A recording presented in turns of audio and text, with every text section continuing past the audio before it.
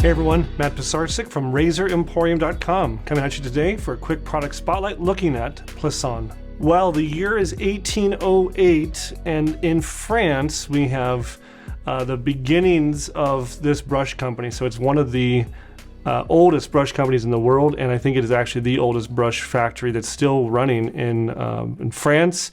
It is Plisson.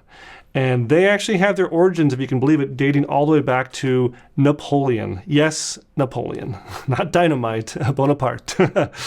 And these guys actually made Napoleon's shaving set, his brush, his manicure kit, and they got their start there.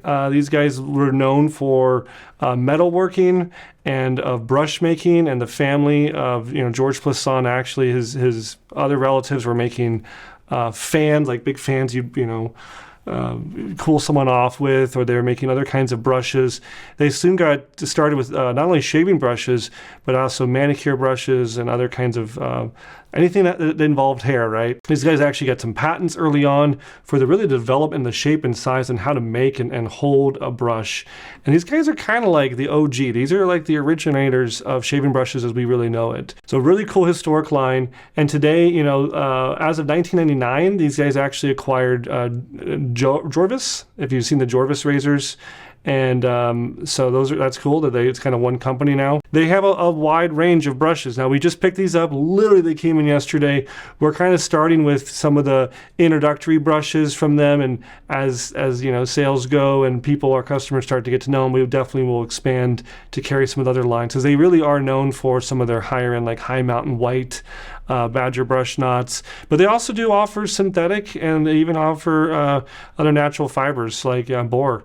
So they have kind of a complete range. But I think it's to be noted that these guys really exude excellence and high quality. If you look at the materials, the handles, the wood, the metals, these different Bakelites, this is really nice stuff, and this definitely looks super old world.